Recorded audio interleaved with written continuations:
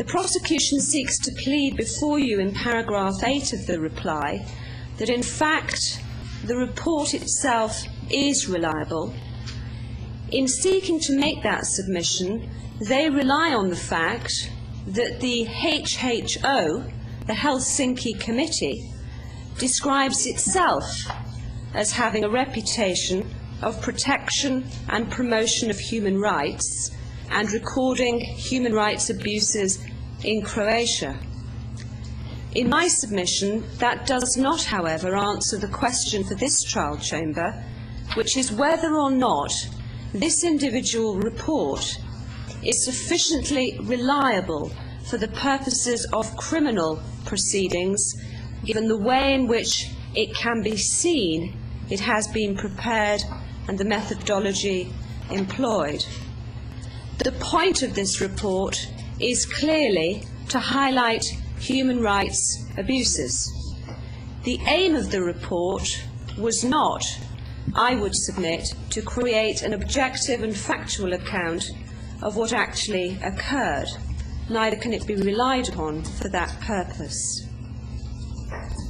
The prosecution seeks to persuade you further that, in fact, not one element of the report has been successfully publicly disputed. Again, in my submission, Your Honour, it does not, however, answer the question of whether, in fact, the methods used to prepare this report had ever previously been scrutinised before any criminal court in this context. You are referred to the fact that the report contains detailed footnotes. It does not, however, address the concerns that I have mentioned concerning a plethora of examples where no such substantive referencing is provided. You are given what is said corroborative evidence, but upon further inspection, it would be my submission that that corroborative evidence is in many instances generic and partial. In Confidential Appendix B of the reply, the prosecution seeks to corroborate events which are not even dated in the Storm report. Paragraph 9, the prosecution seeks to submit that the indicia of reliability which have been cited by the defence are either erroneous or go to the weight of the report.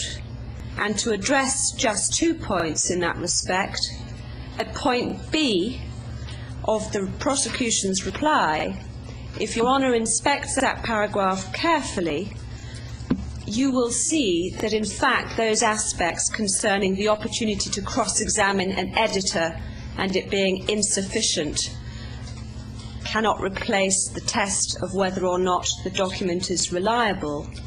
Those points again go back to the Milutinovich dicta concerning admissibility and not weight.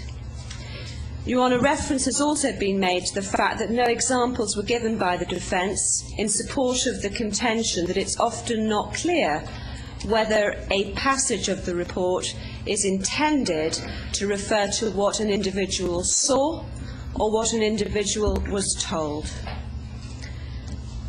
With such a weighty tone and having concentrated efforts on other areas, I'd like, however, to direct Your Honours to 2 examples, one which can be found on page 43, upload in eCourt. I'm not going to ask that it be put on the screen now, and another at page 47, English eCourt.